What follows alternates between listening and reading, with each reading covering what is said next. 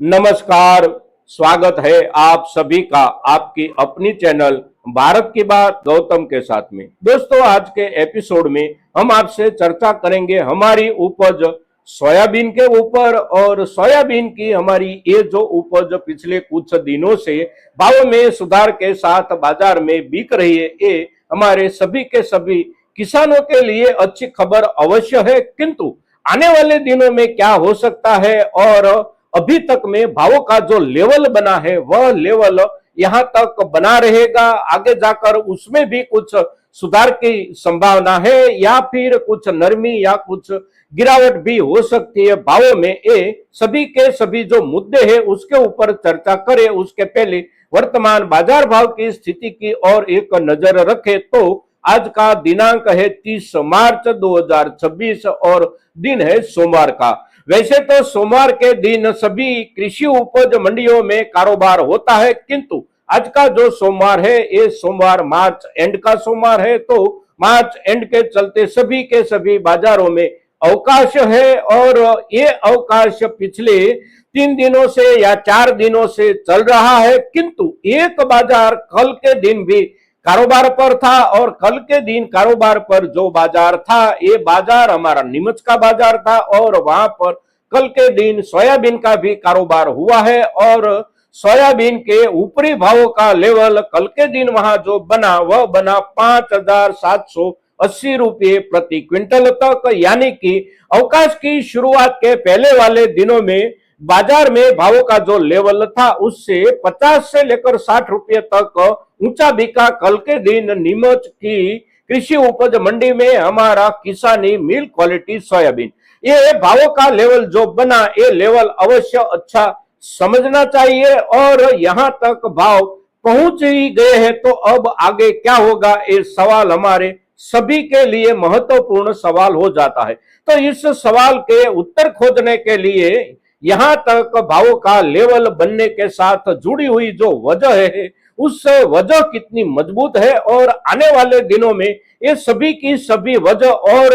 मजबूत हो जा सकती है, या फिर कोई वजह उसमें से कुछ कमजोर हो सकती है। उसके ऊपर चर्चा करने के आधार पर ही संकेत मिलते हैं कि आगे जाकर भावों की स्थिति क्या रहेगी। तो वजह जो है उसमें सबसे प्रमुख वजह और सबसे मजबूत वजह जो है ये वजह ये है कि सोयाबीन की हमारे देश की इस वर्ष की उपज जो है वह उपज मर्यादित है। फिर उसके पश्चात देखे तो अंतरराष्ट्रीय बाजार में सोयाबीन के भावों में भी अभी तक देखे तो सामान्य रूप से निरंतर सुधार बनता रहा है। बीच बीच में कुछ गिरावट बनी हो, नरमी बनी हो, ये सब कुछ होते हुए भी आखिर बाजार में एक संयुक्त रूप से देखे तो सुधार अवश्य बना है। तो अंतरराष्ट्रीय बाजार में भावों के सुधार का आधार हमारे अपने देश के बाजार में अवश्य मिला है। हमारी अपनी मर्यादित उपज, साथ साथ ये युद्ध जो चल रहा है यानी कि अमेरिका और ईरान के बीच में ये संघर्ष जो चल रहा है, इस संघर्ष के चलते क्रूड ऑयल के भावों में जो बढ़त बनी और जो उछाल आया, इस उछाल के चलते एक देश से दूसरे देश जाती हुई कोई भी चीज यानी कि उसकी ट्रांसपोर्टेशन के ऊपर खर्च में जो बढ़त बन गई है वह बढ़त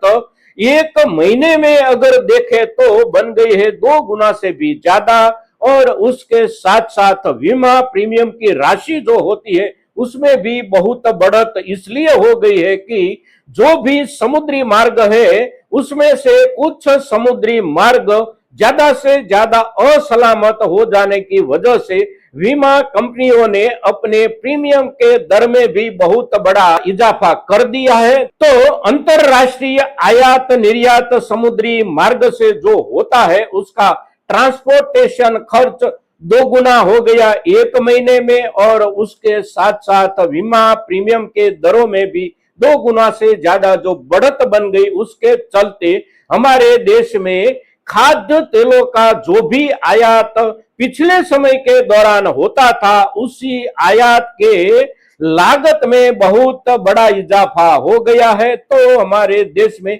सोया का तेल अगर ब्राजील से आता हो, अर्जेंटीना से आता हो या फिर अमेरिका से आता हो, उसके ऊपर खर्च की बढ़त के चलते हमारे अपने देश की सोयाबीन खरीद करके पेराई करके उसमें से लिया जाता तेल अवश्य सस्ता बन गया है। हमारी सोयाबीन यहां तक के भावों पर बिकने के बावजूद भी हमारा अपना सोया तेल अभी सस्ता प्रतीत हो रहा है। और ये आयात खर्च की बढ़त के चलते आयात लागत का जो चित्र बदल गया है, वह बदला हुआ चित्र केवल सोया तेल को ही लागू नहीं हो रहा है, पामोलिन को भी वह लागू हो रहा है। और जो भी खाद्य तेल हमारे देश में आयात होता रहता है, वह सभी के सभी तेलों के ऊपर इसका असर पड़ रहा है। तो उसके चलते बाजार में हमारी अपनी किसानी उपज जो है, तिलहन उपज सरसों रायडा, उसके भावों में भी उछाल आया है। और उसके उछाल का आधार भी हमारी सोयाबीन की बाजार भाव की स्थिति को अवश्य मिल रहा है। और सोयाबीन से प्राप्त होती हुई इथेनॉल प्रोडक्ट को लेकर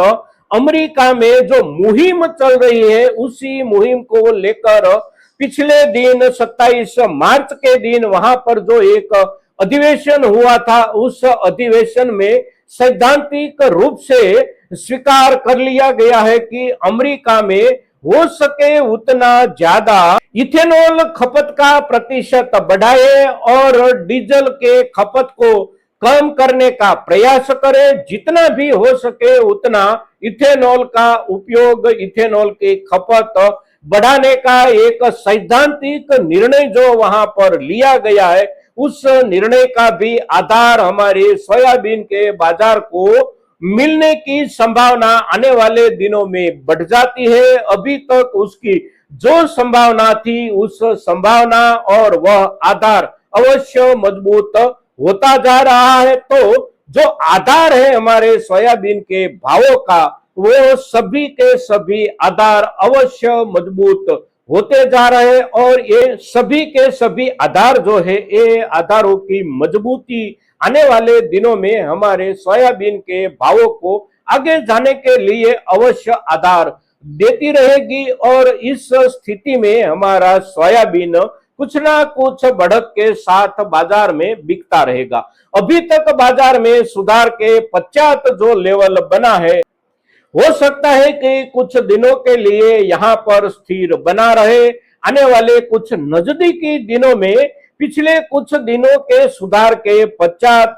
बाजार की लाक्षणिकताओं के हिसाब से देखें तो कुछ नरमी भी बाजार दिखा सकता है, किंतु वह ज्यादा दिन रुकेगा नहीं। सप्ताह भर, 2 सप्ताह भर के पश्चात आखिर हमारी सोयाबीन की उपज के भावों की स्थिति वहीं पर जा पहुंचेगी और फिर नए सिरे से आगे बढ़ने की भी शुरुआत करेगी। अब हमारे पास सोयाबीन का थोक जिस भी किसान भाई के पास अभी तक संचित संग्रहित है, वह किसान अपनी सोयाबीन को लेकर क्या सोचे, इस समय के दौरान बेचे या आने वाले कुछ समय के लिए अभी भी संचित और संग्रहित रखे। तो सबसे पहला मुद्दा समझने लायक जो है वह यह है कि हमारे कुछ किसानों के पास अभी भी पिछले वर्ष की सोयाबीन संचित संग्रहित जो रखी हुई है, वह सोयाबीन इस समय के दौरान अवश्य बेचने का निर्णय करना चाहिए। पिछले समय के दौरान जब भावों का लेवल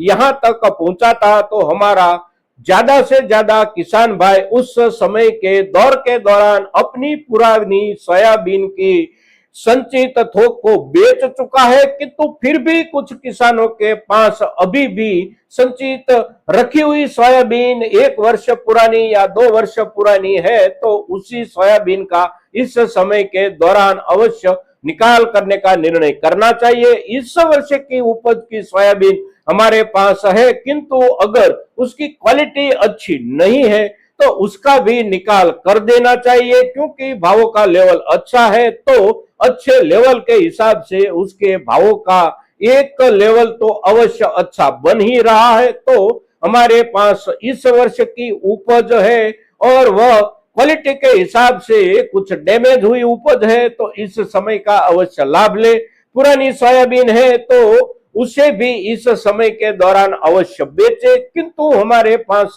अच्छे से अच्छी क्वालिटी, बेस्ट क्वालिटी या एक्स्ट्रा सुपर बेस्ट क्वालिटी की सोयाबीन उपज है और संचित संग्रहित रखने को लेकर हमारी और दूसरी कोई तकलीफ या कोई मुश्किलें नहीं है, तो अवश्य उसको हम संचित संग्रहित रखें। तो आज के दिन हमारी सोयाबीन की उपज के ऊपर हम आपसे जो भी चर्चा कर रहे हैं, हमारी ये चर्चा ज्यादा से ज्यादा किसानों तक पहुंचे, इसके लिए आप सभी के सहयोग की अपेक्षा के साथ जय हिंद, जय भारत।